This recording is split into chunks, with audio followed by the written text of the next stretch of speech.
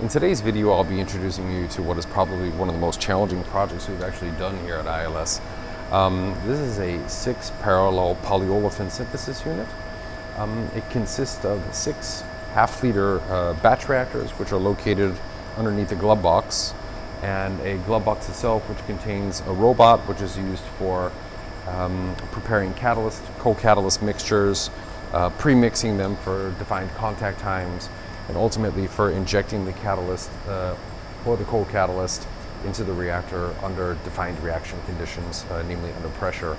Why was this project particularly challenging? There was a couple reasons. One was we're frankly rather new to the world of polyolefins chemistry. We had a very steep learning curve. We had the pleasure of working a lot with a group of Timothy McKenna in France, who assisted us a lot in getting our people up to speed on the niceties of polyolefins testing. And obviously one of the great challenges when doing work in this area is you're working with air and moisture sensitive materials in very small amounts. So we're typically working with catalysts which are so active, Ziegler-Natta catalysts, that you're typically looking at approximately 2 milligrams of catalyst per reactor. Handling 2 milligrams of catalyst, getting it from this glove box into a reactor under pressure reproducibly can be rather challenging. It took us quite some time to nail down. We've managed to seamlessly integrate the glove box that you see here on top of the reactors. It contains a robot which can be removed as a single element, so we've tried to build this as modular as possible. You can basically just slide the entire robot in, which has got a flexible footprint allowing you to work with different solvents, different catalyst mixtures. We typically prepare a stock solution of catalyst.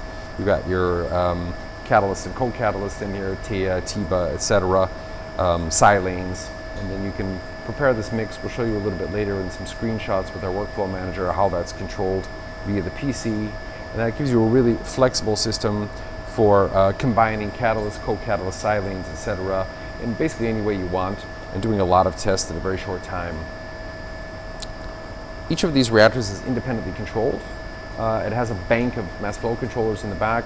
I'll show you that in some pictures later on so you can see it more closely, but we can basically add hydrogen, nitrogen, ethylene, propylene, co-monomer, all in very concentrated and specific amounts using Coriolis mass flow technology for the liquid gas dosing, and using thermal mass flow controllers for components, for example, like hydrogen or nitrogen, where we don't have the heat capacity issues that we run into when working with liquid gases.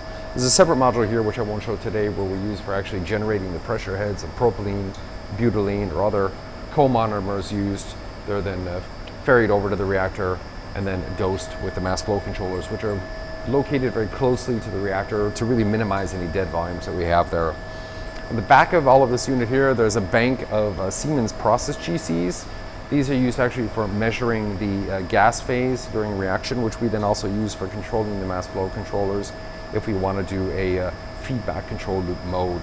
So we can operate this either in the pure slurry mode, so for example doing PD slurry, or it's just pure batch, constant pressure, we feed monomer on demand. We can do it in an open system where we're actually sampling off the gas phase, feeding that concentration data back to the MFCs to maintain a constant gas atmosphere.